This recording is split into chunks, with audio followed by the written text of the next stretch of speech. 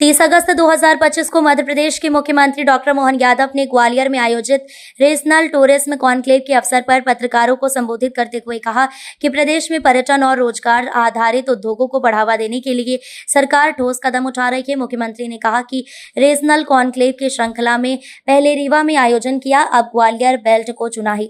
उन्होंने स्पष्ट किया कि प्रदेश सरकार बड़े उद्योगपतियों को प्रोत्साहन देने के साथ साथ रोजगार सृजन करने वाले उद्योगों को विशेष प्राथमिकता देगी। मुख्यमंत्री ने कहा, यदि कोई उद्यमी रोजगार आधारित उद्योग स्थापित करता है तो हमारी सरकार उसे 10 वर्षों तक प्रति श्रमिक 5,000 रुपए की वित्तीय सहायता देगी। इससे प्रदेश में न केवल औद्योगिक निवेश बढ़ेगा बल्कि युवाओं को व्यापक रोजगार अवसर भी प्राप्त होंगे। मुख्यमंत्री ने विश्वास व्यक्त किया कि इस नीति से ग्वालियर सहित पूरे मध्य प्रदेश में पर्यटन और उद्योग क्षेत्र को नई दिशा मिलेगी और प्रदेश आत्मनिर्भरता की ओर एक और सशक्त कदम बढ़ाएगा।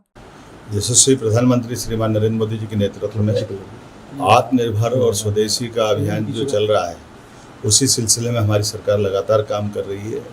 हमारे अपने पर्यटकों के माध्यम से भी कई सारे प्रकार के रोजगार के अवसर लोगों को उपलब्ध होते हैं, राज्य की जानकारी मिलती है और उल्लेखनीय कि पूरे देश में सर्वाधिक धार्मिक पर्यटन के यात्री हमारे मध्य प्रदेश आए।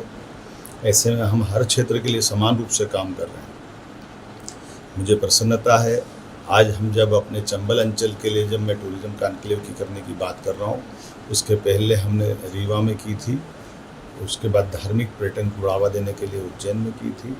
आज ग्वालियर चंबल अंचल में जो टूरिज्म कॉन्क्लेव होने वाली है, उल्लेखनीय ये भी है कि रिजर्व फॉरेस्ट के साथ साथ फॉरेस्ट के अंदर बहुत सारे प्रकार के हमारे वन्य जीव भी हैं। चीता प्रोजेक्ट भी सबसे पहले हमारे इसी चंबल के पालनपुर चुनो क्षेत्र में वो बहुत सफलता के साथ चीतों ने अपने परिवार को बढ़ाया है। साथ ही साथ घड़ियाल का अभयारण्य भी हमारा यही है, चंबल नदी के किनारे। कछुओं की लुप्त प्रजाति को भी हमने बचाने के लिए इस दिशा में काम किया है। माधव नेशनल टाइगर पार्क को भी इसी साल हमने लोकार्पित किया है और उनका भी परिवार बढ़ रहा है। यह आनंद और खुशी की बात है। इसी प्रकार से हमारा भविष्य का पर्यटन का ये क्षेत्र और समृद्ध हो, यहाँ के युवाओं को रोजगार के अवसर मिले। हमारी इस ऐतिहासिक पुरातात्विक यूनेस्को की ऐसी कई सारी धरोहर भी मध्य प्रदेश में है, जिस वर्ल्ड हेरिटेज के आधार पर भी लगभग 66 है वर्ल्ड हेरिटेज की प्रॉपर्टी देश भर में है। उसमें से 27 हमारे अकेले मध्य प्रदेश के अंदर ही हमारा सौभाग्य है। एक एक करके कई सारी चीज़ें हैं, लेकिन इस प्रत्येक काम के पीछे जो हमारी स्वदेशी की भावना है, राज्य की आत्मनिर्भरता की विकास की संभावना है।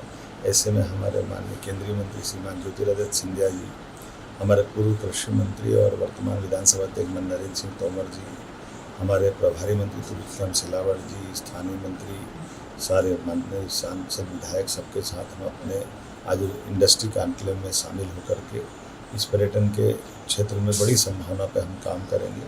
और जिस प्रकार का रिस्पांस आ रहा है, हमारे हर इंडस्ट्री कॉन्क्लेव बहुत इसी प्रकार से सफलता से पूरे होते हैं। मेरी अपनी ओर से राज्यवासियों को बधाई।